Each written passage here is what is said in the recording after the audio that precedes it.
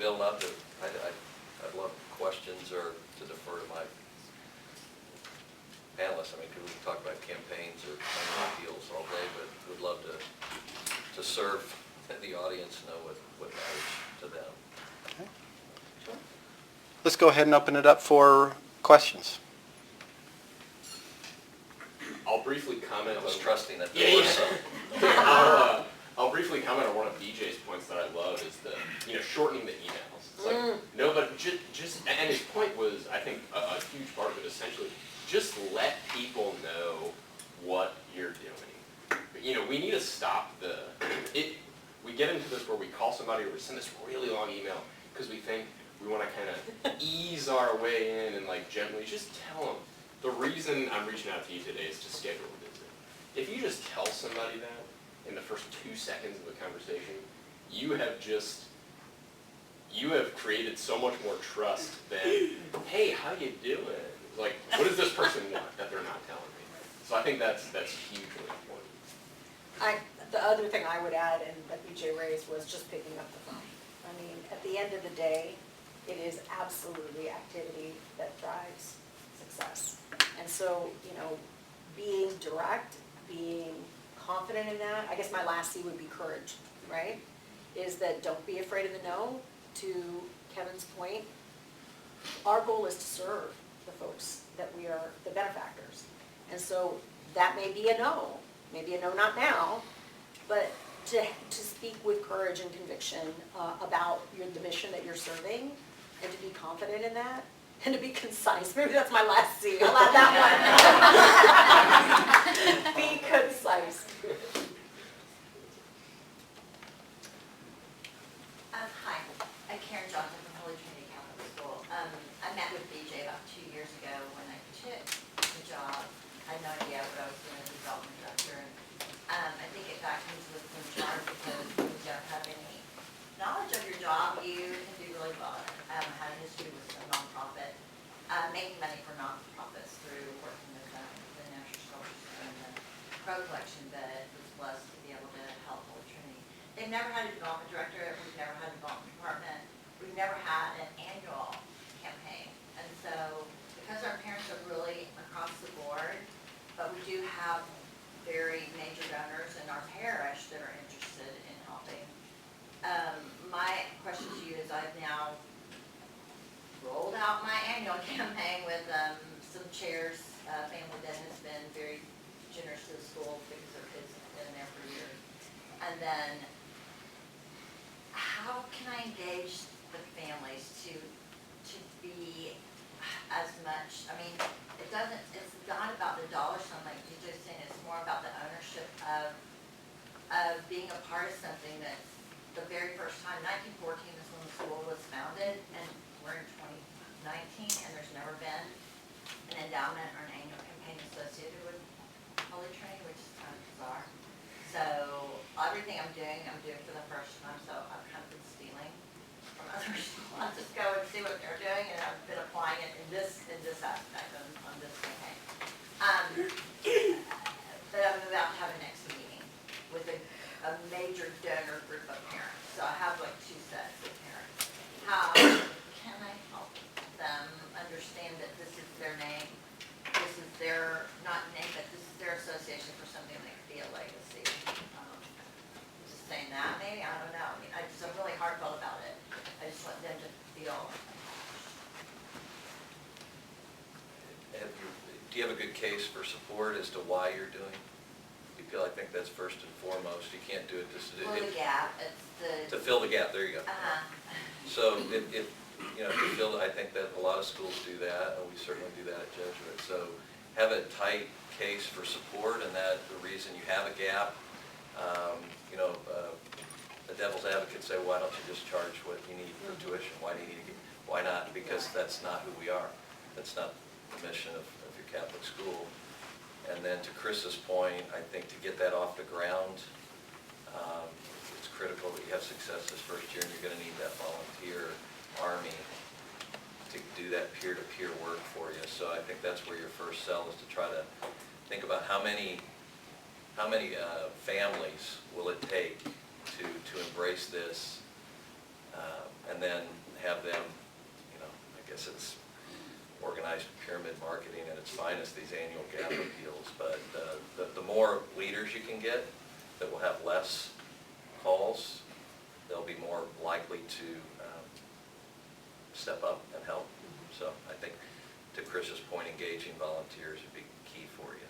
The last question would be, would it be beneficial to me to have a major donor make a large contribution to this, to set a course for it, to have people get more, or is it better to have everybody feel like their contribution is as necessary? I mean, does it look better if I go in, you know, we have this $50,000, Yeah, I mean, I would say that it certainly can be helpful. I mean, let's say you have $1 million goal and you're going to be going out and asking people for gifts. If you know the largest lead gift you need is $250,000, if you can tell everybody, we already have the lead gift, that just gives people a sense of encouragement. I'm like, oh man, we're really going to do this. We're not just, we got 5 people who are giving $10 a month and no one cares about us. And I would further add that, you know, I mean, some of this is the math, right? Is actually identifying and being really clear. I think that helps get the volunteers really on board, which I think, I just want to underline what BJ was saying is, you know, it's old school pyramid, you know, fundraising where you identify this is what this is going to do, it's going to get us to this point, and then coming up with that level, those levels that you kind of mobilize your volunteers around, that you can see, you can build the momentum of, okay, we're going to get to 20 of these asks, right? Because we're going to get 10 of these gifts. And so you start to create that sense of how we're going to get there for your volunteers that you've engaged and are really, you know, around that tight case for support. And it's really about the math. And I think I've seen that be very successful because you can then build that drumbeat into the constant dialogue back to the volunteers about where we are, how we're getting there, and how we're moving that forward, as well as the folks that have already invested. great, thank you guys so much. Keep in mind, there's a difference in a marketed gap and an actual gap. When you market the actual gap, you're not going to hit your goal because not everyone's going to do it. So it's really important to market the gap based on what I would call traditional rates of return and what you can expect. Because at the end of the day, you're trying to fill the cumulative gap. And that, I think, is also a place where you can have your volunteers really speak into that, right? Is to, if you're struggling with, okay, this is what the gap is, what can we accomplish, really being able to bring those together, it's a place where your really engaged volunteers can help the board, can help you look at it. I just wanted to add that in terms of volunteers, I would make it a personal goal to make sure that it's reflective of the diversity of the community of Holy Trinity, obviously, and then also, so there's 200 students or so at Holy Trinity representing 180 families. Well, if a family gives $5 and you get 180 families to give, you can then save 100% participation, which is also, I think, very critical as well. So Absolutely. it doesn't matter the size of the gift. I think you have to value both. Right, that's kind of the critical factor because so many families want help at that level, you know, and that's absolutely great. Thank you.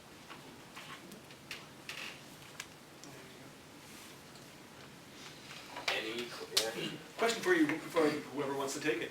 My name is Father Darren Weisbrod. I'm a recent arrival here to Dallas. I'm a Legionary of Christ priest, and now I'm working at the Highland School as a chaplain. One of the things that I've recognized a little bit in our system of schools, and so I've been in a couple of our other schools and have now just arrived at the Highland School, is that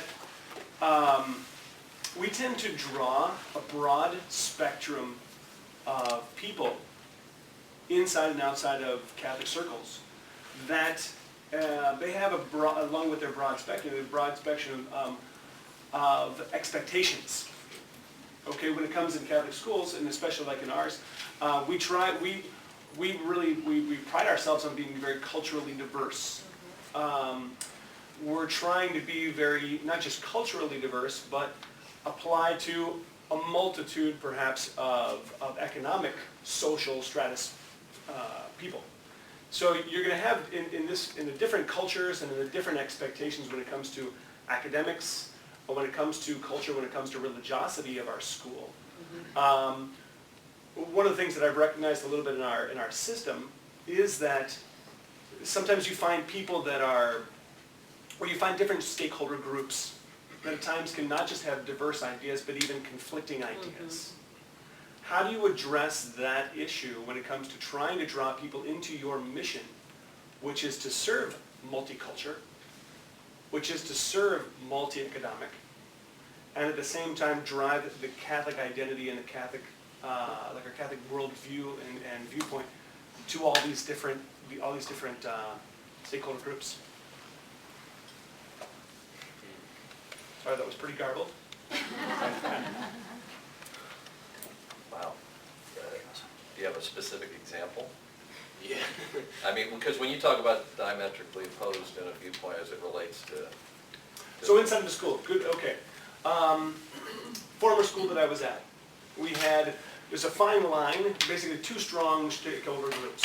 Okay, one that's there primarily for the Catholic identity piece.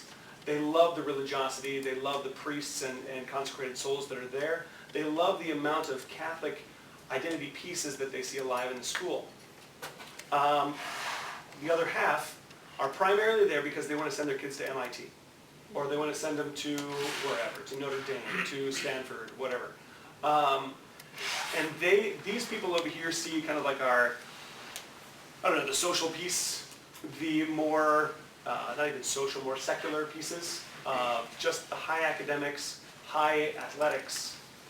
They see it as a hindrance to the Catholic identity. On the flip side, you have the others who are there because they primarily want to get their kids to MIT and they want them playing varsity football.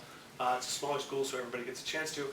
And they see the religious piece as an obstacle to excellence. And so how do you move the needle one way and you alienate one half? You move the needle to the other side and you alienate another half. Yeah, I mean, I would say, this probably isn't PC, but you're a Catholic school, so be Catholic. And if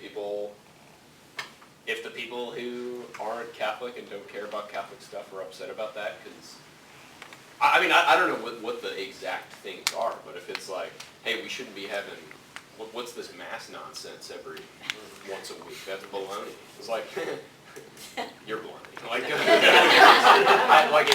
I think it comes down to what is your mission. The school needs to determine what the mission is, and then if people want to, sometimes you have to fire customers.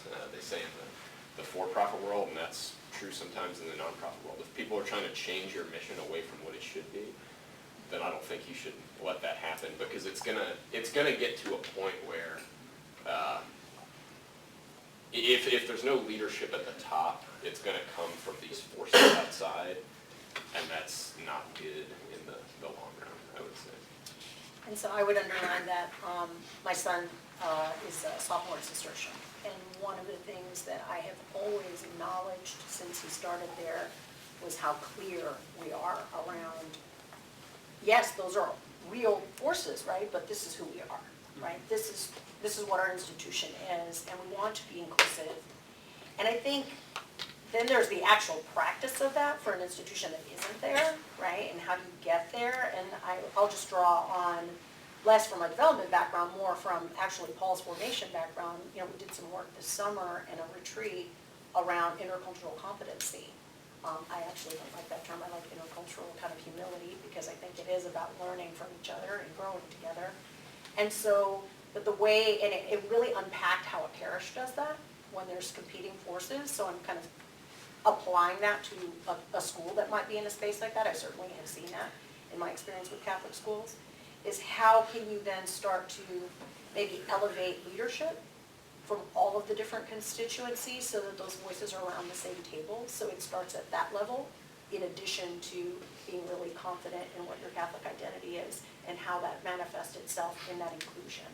So it's both from the leadership, but I think then also extending that to volunteer leadership, bringing them together and starting to really build that sense of those voices are also heard and included, and at the table, and then that you're actually facilitating that. Maybe it involves bringing in a facilitator to say, look, this is where we want to go, how do we bring those two perspectives together around why we're all here?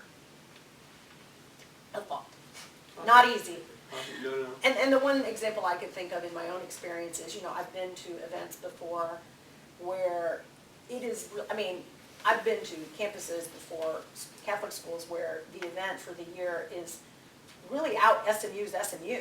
It's a pretty high level event, and yet we have an incredibly diverse community, and none of those folks are present at this, gathering for the entire parish school community. And so then it's like, wait a minute, we're missing half of our constituency. But then the folks that are planning that or engaged in that are one voice. So how can you bring those two voices together and maybe plan in a way that's more cohesive?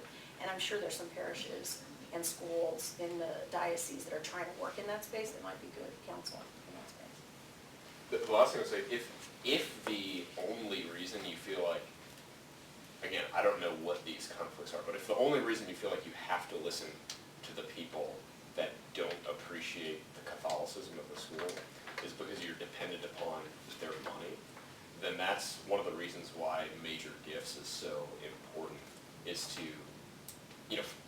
to free yourself from being chained to well, we couldn't make this decision because they give us so much money. It was like, that's a bad place to be in. Whether that's, if you've got one person who's given 30% of your budget every year, that's a bad situation to be in, because they control everything at that point, if you feel like you can't move away from it. So I'd look at that too, and if funding is a source of that concern. The nice thing is, though, that the two you mentioned can live with an and between them, not an or. Those two can live together, I think, very easily. So I'm new to St. Patrick, and one of my goals over the next year is to consolidate some of our campaigns. And one of the things that I've been told is that current parents don't want to give towards tuition assistance, but we're having a growing need for tuition assistance. So I'm not a parent. I think education is very important. So from my perspective, I would be willing to give. But I do understand that, private school education is very expensive. So how do I change the messaging around that to get to current parents to see that, these children that may not be able to financially afford the school, their impact on the community will be much greater if they do get this education because of the education they will receive, to compel them to give. Can you manage it into tuition over time? Probably, but what we're seeing is that there's a very big spectrum of families that can afford and cannot. And so we have a refugee program that allots for tuition assistance, and so it's just sort of like it's not an even keel thing. It's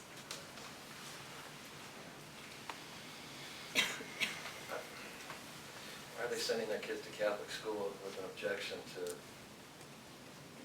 tuition assistance? That doesn't seem congruent to me. right.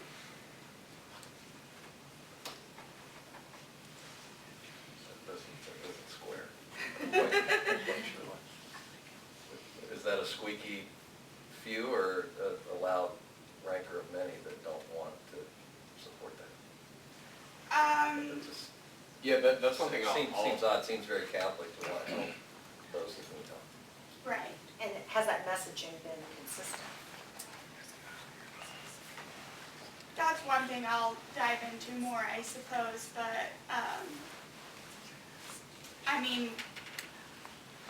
my perspective would be, it is the Catholic thing to do to help others, so is it,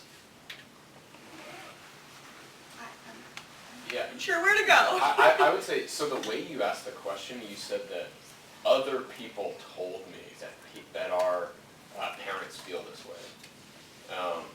I've noticed a lot of times, I do this myself, and I see it frequently.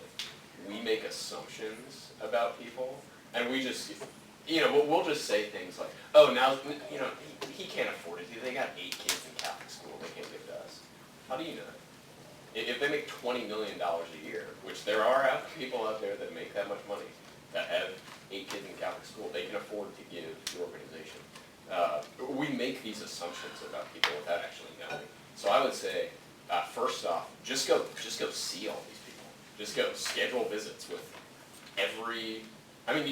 There's got to be some database you're working on, something you can use to prioritize them. But just go see the top 100 people over the next 6 months and ask them and see what they actually think about it. And I think you'd be surprised at the number of people that if you just ask them and find out what they're passionate about, find out do they actually have room in their budgets to make a difference. I think you'll find that people, if they love the school and they love the education that their children are having, like BJ was saying, if they're Catholic, they're going to want to help others. Doesn't sound like a St. Patrick's, I know. I think those I'm wondering if there's a squeaky wheel those are in very there. caring people. I'd be shocked if you ran into the wall that you're hearing about. Yeah, I just have a question for Kevin. So how would you respond to that person that you were talking to that said, Kevin, I'm not going to give you a dime to heroic media?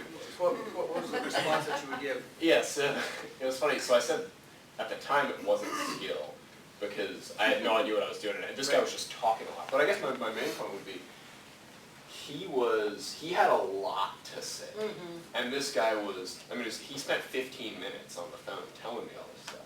So what that should be telling myself is clearly this guy has the time. And so the thing is, I would say I'll never give, if somebody told me today, Kevin, I'll never give a penny to heroic media. Awesome. I wasn't calling to ask you for a gift. The reason I'm calling you today is to schedule a visit and then suggest a time and see what they say. People will push back with another objection, and you might have to deal with that later. But the main thing is just, you got to realize, a couple things. One, the reason this guy wound up getting involved and wound up helping out is because he told me, I asked him after he made his first gift, why did you do that? He said, Kevin, I've been in sales my whole career, and I've been spending time asking people a lot of questions and making them feel important. You made me feel important, and you asked questions. And so that's what the one thing, I guess the main point I would say is you need to set yourself apart from everyone else that's calling. Because some people, one guy I know in Houston, after I went to see him, I asked him, he mentioned something about a bunch of people reaching out to him. And I said, how many people contacted you to meet with you? And he said, about 25 a day. So if we're going to get someone's attention, we got to get their attention one way or another. So I would just make yourself stand out. It might not be the first time that you talk to them, but just knowing how to continue the conversation, asking for the visit, making them know, and this can be difficult, but making them know, I am not talking to you just because of your money. I want to know you, and I'm serious. There are a lot of people I work with, and Mike knows this. He can tell you that some of the deepest relationships, people that you love deeply, you will get to know through this. And when people can get that sense that this isn't just a transaction for you, you can get them to the next step, which is